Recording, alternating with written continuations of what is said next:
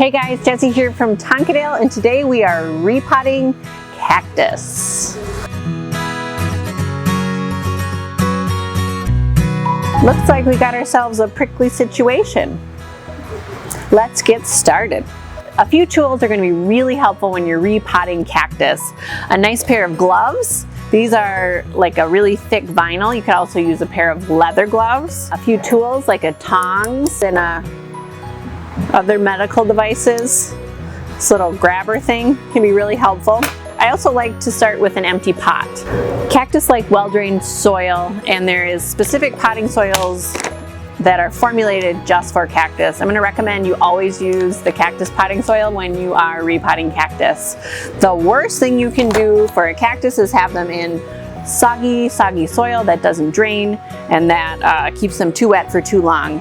The other thing I'm going to say is non-negotiable is a drain hole. If you're going to be successful with cactus, you need to have a drain hole in the bottom of your pot so that excess water can drain through the bottom after watering. We are recommending that you water your cactus about once per month. So if you have a pot that is easy to lift, I would take your pot to the sink, water it well, and then bring it back to its designated location. Cactus love bright light, so they're going to do best in a bright sunny window with a southern or western exposure. I've picked a variety of cactus. I am going to do a combination, and they do tolerate being packed pretty tight in the pot. Cactus don't grow super fast, so it's okay to pack them in nice and tight. Take your empty pot and put it on like a little hat, and you can transfer, you can treat your cactus to an inversion, and then you just simply flip it over into the pot. Yes, you do want to loosen the roots, and we'll put him right towards the back of the pot. I do like something with some height. Sometimes the cactus that look kind of soft can be really deceiving. If you do get these spines in your fingers, it often takes a long time to tweeze them out, and they can also be huge irritants to your skin, just kind of depending on the variety and depending on how sensitive you are. So it's best to avoid that if possible. For this guy, I'm okay balancing him on my glove. The other thing you could do is wrap it with some newspaper. I wouldn't recommend using household linens, because if these spines get stuck in your towels or rags, you're not going to get them out, and then the next time you use them, you're going to get stabbed. So something recyclable or disposable is always a good option. I'm going to put tall standy uppy guy kind of towards the back middle. And what I like to do first is kind of make a triangle with my main players towards the middle of my pot. Next, we'll do this guy.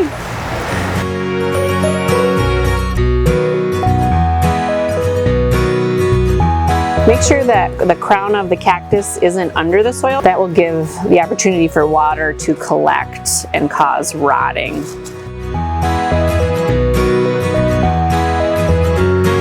Do not pet the cactus. Cactus have really shallow roots, as you can see, and that's why you'll traditionally see them planted in a shallow dish. That way you're not going to have a ton of extra water accumulating at the bottom of the pot where there aren't any roots actually taking up the water and nutrients.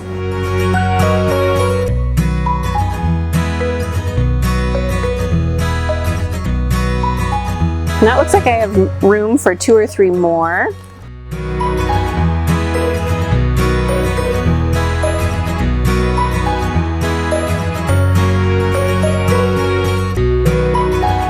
Sometimes it's easy to create a soil volcano towards the middle of the pot where actually you've kind of planted in a mound.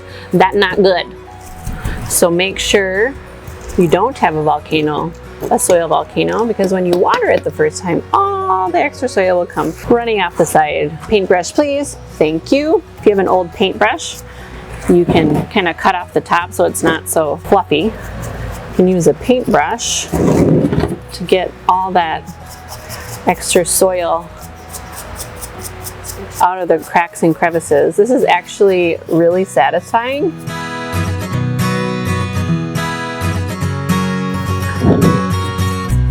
Same rules apply if you're just doing one singular plant, stepping it up a notch.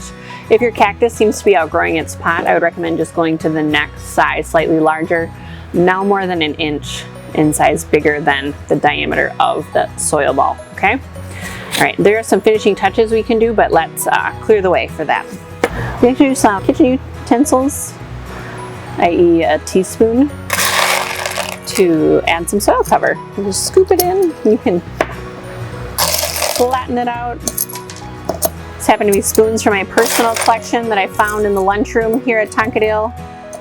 How does that happen?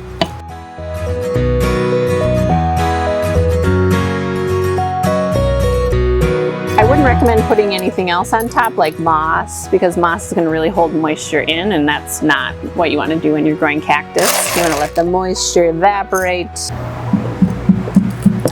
All right, there you go, folks. Not only did we repot a cactus, we repotted multiple cactus to create this beautiful combination.